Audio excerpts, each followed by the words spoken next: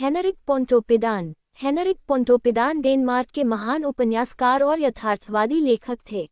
उन्हें 1917 में साहित्य का नोबेल प्राइज अपने देश के लेखक कार्ल गेलरुप के साथ संयुक्त रूप से प्रदान किया गया। पोंटोपिडान को यह सम्मान विशेष रूप से उनके साहित्य में समकालीन डेनमार्क के जीवन के प्रामाणिक चित्रण के लिए दिया गया था। उनकी रचनाओं में समाज, धर्म, राजनीति, ग्रामीण जीवन और मनुष्य के संघर्ष का वास्तविक चित्रण दिखाई देता है। हेनरिक पोंटोपिडान का जन्म 24 जुलाई 1857 को फ्रेडरिशे, डेनमार्क में हुआ था। उनके पिता का नाम डाइन्स पोंटोपिडान था, जो एक पादरी थे। उनकी माता का नाम क्लारा मैरी ऑक्सेनबॉल था। पोंटोपिडान का परिवार धार्मिक और शिक्षित वातावरण से जुड़ा हुआ था। उनके बड़े भाई मॉर्टेन पोंटोपिडान भी पादरी और लेखक बने। इस प्रकार साहित्य और धर्म दोनों का प्रभाव उनके परिवार में मौजूद था। पोंटोपिडान का बचपन रैंडर्स के आसपास बीता। धार्मिक वातावरण में पले बड़े होने के बावजूद युवावस्था में उनके विचार पारंपरिक धार्मिक मान्यताओं से अलग होने लगे। उन्होंने उच्च शिक्षा के लिए कोपेनहेगन पॉलिटेक्निक इंस्टीट्यूट में प्रवेश लिया और इंजीनियरिंग की पढ़ाई शुरू की। उनका प्रारंभिक लक्ष्य इंजीनियर बनना था, लेकिन धीरे धीरे उनका झुकाव साहित्य और समाज के अध्ययन की ओर बढ़ता गया। उन्होंने इंजीनियरिंग की पढ़ाई पूरी नहीं की। युवावस्था में पोंटोपिडान ने डेनमार्क के ग्रामीण क्षेत्रों की यात्रा की और किसानों तथा आम लोगों के जीवन को करीब से देखा। इन अनुभवों ने उनके साहित्य को गहराई से प्रभावित किया। वे समाज की असमानता, गरीबी, धार्मिक कट्टरता और राजनीतिक संघर्षों को समझना चाहते थे। इसी कारण उनकी रचनाएं आदर्शवादी कल्पना के बजाय वास्तविक जीवन के करीब दिखाई देती हैं।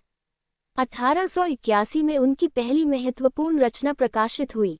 इसके बाद उन्होंने लगातार कहानियां और उपन्यास लिखे। उनकी शुरुआती रचनाओं में ग्रामीण जीवन और सामाजिक समस्याओं का यथार्थवादी चित्रण मिलता है। वे अपने समय के डेनिश समाज की कमियों को खुलकर सामने लाने के लिए प्रसिद्ध हुए। उनकी सबसे प्रसिद्ध रचनाओं में द प्रॉमिस्ड लैंड, लकी पर और the kingdom of the dead शामिल हैं। लकी पर को उनकी सबसे महत्वपूर्ण रचनाओं में माना जाता है। इसमें पर नामक महत्वाकांक्षी युवक की कहानी के माध्यम से धर्म, आधुनिकता, विज्ञान, महत्वाकांक्षा और व्यक्तिगत स्वतंत्रता के बीच संघर्ष को प्रस्तुत किया गया है। पोंटोपिडान की लेखन शैली की सबसे बड़ी विशेषता यथार्थवाद थी। वे समाज को जैसा देखते थे, वैसा ही साहित्य में प्रस्तुत करने का प्रयास करते थे। उनकी रचनाओं में न तो गरीब लोगों का अनावश्यक आदर्शीकरण मिलता है और न ही अमीर वर्ग का सरल चित्रण।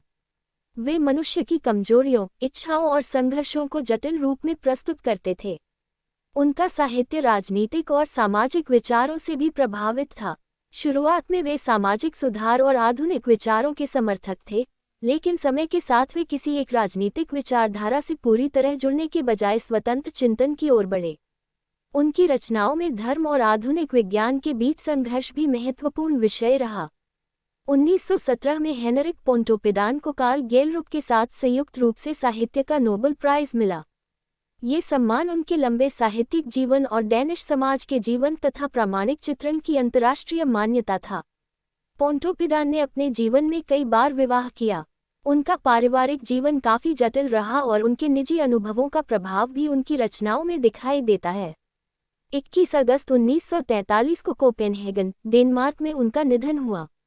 वे अपने पीछे उपन्यासों, कहानियों और सामाजिक यथार्थ पर आधारित विशाल साहित्यिक विरासत छोड़ गए।